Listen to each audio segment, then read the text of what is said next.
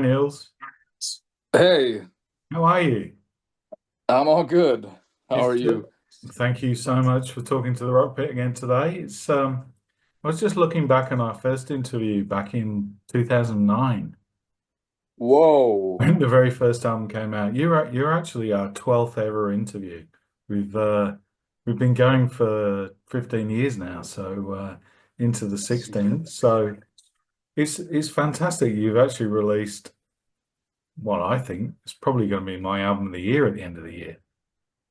It's That's amazing to hear. It is fantastic and it's relentless, which is what I love. There's absolutely no let up in there at all.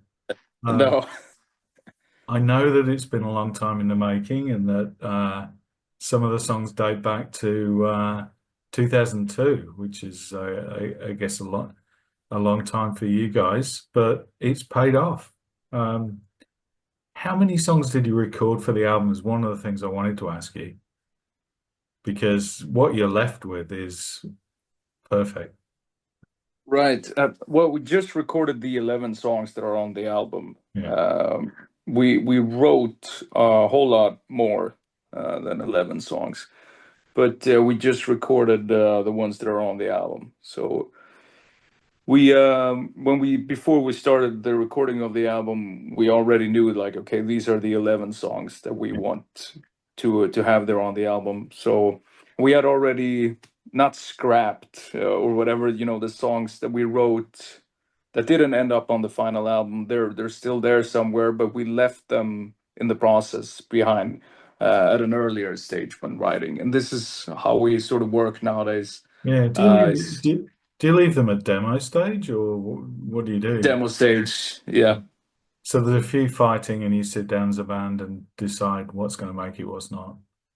But usually this is, we never disagree on this with usually everybody feels like, well, like these couple of ideas here or these couple of songs are not as strong as Mm. this bunch.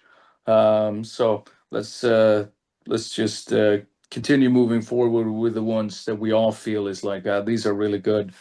And in the past though, if you take it back maybe 10 years or something, then we could sometimes just drag along those ideas that didn't end up becoming anything and just Yeah. try to work on them and polish them, but it never did turn out very well in the end anyway. So it's just one of those lessons that we've learned over the years, is that if the idea doesn't feel very very good from the get-go, then you might as well just drop it and continue writing. Yeah. So I that's think pretty much I think when we what spoke, we do now. yeah, I think when we spoke many years ago, those first three albums you said were like the songs you wrote when you were like 19 and stuff like that. So the maturity of the band, I think came of age probably about four albums in, especially when you started producing yourselves. I think that for me is when it sounded like it changed. But Jens, who's mixed the album's done a great job, I think, this time. There's something a bit extra Sure. in there. Yeah, it's the first time we've ever worked with Jens. Yeah. Um, I mean, in the sorry, I'm in a hotel room and I have a knock on the door. This is what I'm It's like. okay. Hang on. Sorry for disturbing, sir. You Yeah. want room cleaning today, sir? No, no, thank you. Thank you, sir. All Have right. a nice day. Okay, sorry, I'm back. Um, yeah, Jens Bogren. So, he's in the industry. He's been a bit of a legendary figure for a Yeah. long time now. He was already a very big name almost 20 years ago. But we've never worked with him before, and now is the time, and I think the result is fantastic. And I'm so impressed with the way that he tackled mixing our songs. And there's a lot to mix Yeah. when we deliver all the files to him and everything. But I think more or less in all cases he was spot on with balancing everything out and stuff like that. And the whole mixing process was very smooth, and I think the album sounds Yeah. fantastic. I think it does. I mean, I'm a big fan of the production since you guys sort of like took charge of that side of things, and I thought the Dark Delight was fantastic, and that's obviously an album that, like, I mean, I think it hit gold in Sweden, and one of your singles went platinum, and you got on the Peacemaker soundtrack. Everything seemed to be happening, but to me, this is just like one step better. And it's not often you find a band that's 9 albums in that you find yourself saying this could be your best album so far. But Right. it is, I mean, you hear this a lot when people are talking about our band. Is that, it's pretty common that you hear it's like, okay, well, after this album, they can't possibly top this one, and then the next one comes and it's slightly better or even better. And I think it just goes hand in hand with the fact that we are never really, we don't allow ourselves to be satisfied or happy with what we've done. I mean, of course we are, but we always try to push it to the next level, or try to find ways to how can we push this further? How can we take it to the next level? yeah. And I think for me that started with the fourth record when you sort of like took over and moved more away from I guess the sort of like 80s influences, which I guess were around then. Right. Started doing things yourself, but um, some of the singles along the way have been fantastic. And of course, the album's out now, came out on Valentine's Day down here. I love some of the lyrics though as well. I mean, I always like your lyrics, but um, it's not often you sort of like want to read the lyrics to an album. I mean, you can sing along to them and stuff like that, but um, I guess some of the themes that you've got going on in there about the human condition and sort of rebirth and stuff like that. Do you go into an album with a concept, something you want to say, or does that come to Uh, you as you go? Usually, I don't have an initial plan for it. I sort of let it grow out of the music or the songwriting organically. Uh, I don't think I had any kind of preconceived idea about writing, like I have these topics and some songs will be about this or whatever. So it's just one of those processes where you see where the music is going, and the lyrical themes and topics will sort of present themselves as you go along. And I think one good example of it is the title track Game of Faces, which was just this song that to me felt like musically it had a bit of a duality thing going, like a dual nature, like two different vibes going at the same time, that just made me think of like different faces or different masks, Yeah. or like this theatrical masks with one happy face and one sad face. So that just gave me the idea of writing about like this deceptive nature of human beings, and how people can wear different masks in different situations and different circumstances, and what is somebody's real face, what is a fake face, and how can you really tell, and is it all a matter of perspective? And I guess it's So how you choose to present yourself, I guess, in certain different right. situations to certain people as well, isn't it? I mean, Yeah, I mean, some people take this to extremes. There, you might feel that sometimes it's not even possible to find a real face. It's just you take off one mask and there's another one underneath it yeah. a little bit. So that thing with the like the musical vibe of the song just pushed me towards that idea, and that's usually how I approach writing lyrics. Then again, at some point there might be like a bigger, broader idea for a concept at some point, where there's like an initial game plan even before starting to write songs. Who knows? But that's usually how I do it. I guess the music it does lend itself to sort of like a certain sort of theatricality as well, in that you get plenty of images, and I think the lyrics drive that as well. Coming up, I mean, when I first listened to the title track, I know it's only a recent thing, but I was thinking Game of Thrones. I don't know if you've ever seen that, but I was thinking Of course. one of the characters in there who joins the I don't know what they are really, assassins or whatever they are, and Oh yeah. they take the masks from other people and pass themselves off of that. But it's wonderful. It just adds another level to it. One of the things for me though is like when I listen to an album, I think, oh, you're going to put your best stuff up front. Like everything's going to be up there. But after a few listens now and living with the album for quite a while, I think that some of my favorite songs are right at the end of the album. Yeah.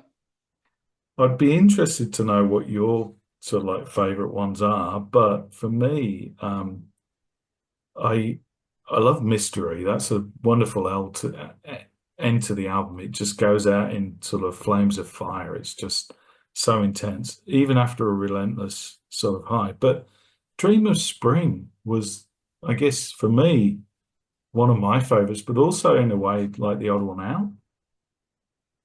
Sure. Can you tell us about that song? Yeah, that was the plan when writing Dream of Spring, was to have it be the odd one out. So it was one of if not the very last song, then second to last song that we wrote for the album, where, for example, I felt that the album needed a different piece, a different puzzle piece, something that would be dynamically differentiate itself from the rest of the album. So not necessarily, I mean, you could consider it like a classic kind of ballad type of song, or a more mellow, and that's not exactly necessarily what we wanted, but we wanted something that would dynamically offer something different to the table for the album. Same thing with another song towards the end of the album, Phoenix. Phoenix is the more melodic one for me. It's like exactly. So this was also the plan. This was another one of those last songs that we wrote for the album, where we felt, okay, let's have something that is more, even more melodically driven, and maybe less aggressively driven than the majority or the bulk of the songs of the album. So those songs were like, you felt you wanted to complete the puzzle a little bit with this kind of piece. So both Dream of Spring and Phoenix were those songs that I felt would really complement the album and add a different texture to it.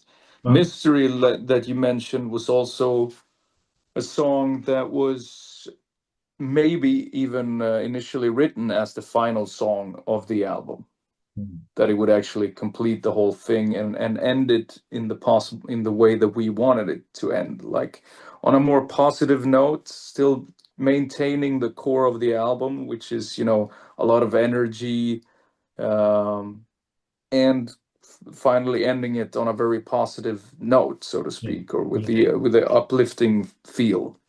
I think so. I'm glad I picked up on some of those things as well, because that's exactly what I was hoping you'd say. I mean, some of the performances on here are fantastic as well. The band's on fire, but some of the high notes that you're hitting, especially on the songs like, I think it was Dark Angel, where I thought, how the hell is he hitting those notes? It's crazy. How do you look after the voice? Oh, sorry. How do you look after the voice? Is there a secret? Well, I think it just on this album we sort of tapped into a lot of our like playfulness as musicians, and for me as a singer as well. So that sort of lend itself to just doing a lot of those youthful types of high note singing and stuff like that. And as far as maintaining my voice, it's something that you have to do on a daily basis when you're out touring. You have to look after yourself. You have to make sure that you sleep well, eat well, and just generally take care of yourself, because it's a very or it's a completely organic instrument that you're dealing with. So I don't know. I just try to keep myself in good vocal shape, and nowadays, for me, when I come off the road, it's mostly about letting my voice rest in between touring responsibilities. More so than like strengthening my voice. It's more about resting my voice nowadays. Yeah, I think so. Look, I talk to a lot of singers about like what their secrets are, and everyone seems to have their own. But I think resting your voice. I mean, he can be someone like Glenn Hughes, I guess, and just his idea of looking after his voice is just a couple of glasses of red wine at the after the show. But Right. he's I think, whatever floats your boat is kind of my philosophy. It's like whatever makes you relaxed and comfortable, because that's actually really important for a singer is, feeling comfortable and relaxed. I think anything that requires a lot of focus or skill or whatever, you being stressed out is never a good thing. So yeah. if you feel comfortable about sitting down and winding down with a couple of glasses of red wine every night, then that's what makes your boat float. So keep doing it, and Anyway, I've got just make sure. a lot of singers say stay away from the milk as well. The lactose. Right. I don't know. Yeah. I know, like, I think I heard Celine Dion say something like, I'm not allowed to eat any dairy products or whatever.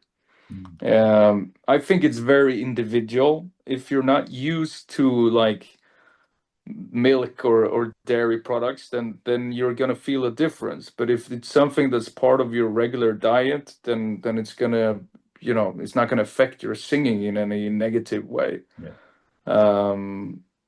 I think it's simple stuff. Keep hydrated. Keep yourself nourished in general, and eat well. Stick to your routines, and it's gonna work. And then everything gets thrown under the bus anyway if you get a nasty virus or whatever. And no matter what you do, it's gonna be a bad time for you as a singer, and that's just the way it is, and part of the game. Also, it's important to realize that if you get sick, it's not the end of the world. It's what it is. Yeah. So tell us a bit about your plans for 2025. You had, I mean, just to recap a bit, the last album, I think took you to new highs. You played all kinds of festivals in 2024. What are the plans for this year? Well, I'm actually right now I'm in Budapest, Hungary, and we are rehearsing here today, and then tomorrow we are driving to Vienna in Austria to kick off our European tour in support of this album. So we're going to be out on the roads in Europe now for a month. And in May we are going to Brazil for the very first time, playing a huge festival there. And then doing summer festivals in the summer. We're doing a Scandinavian tour in September, another round in Europe in the fall, and then hopefully before the end of the year of 2025, we hope to visit some other parts of the world as well. But I mean, this album tour is going to continue over into 2026 as well. So because there's a lot of ground to cover. Yeah, and absolutely. we want to cover it all. Well, let's hope one day you'll get down to see us in Australia. You never know. That's Nuclear blast. something that we would very much like to do, and something that we definitely are looking into making happen. Yeah, nuclear blasts seem to be like looking after you really well. AFM, I think that was the only time that we didn't get offered any publicity when you were with your previous label, which is a bit. Well, that's a shame. Yes, but these guys, nuclear blast, can't go wrong. If I could just leave you with a couple of quick things, if it's possible. Yeah. Because I'm not sure how much time we had, but don't want to take away from the rest of your evening. Oh, no, it's morning now, isn't it? Oh, it's morning. Well, lunchtime, actually. It's evening where I am. That's right. Yeah. If you could have been a fly on the wall, so I'm going to put this on the radio show when we play a few of your songs. If you could have been a fly on the wall for the creation of any great album in the history of music, what would you love to have seen being made? What's the album that really intrigues you? That's very interesting. There are many albums, especially when you like all the years later you've read about them in books. You've seen documentaries about certain albums and the recordings and everything. I think maybe I would choose like Machine Head with Deep Purple.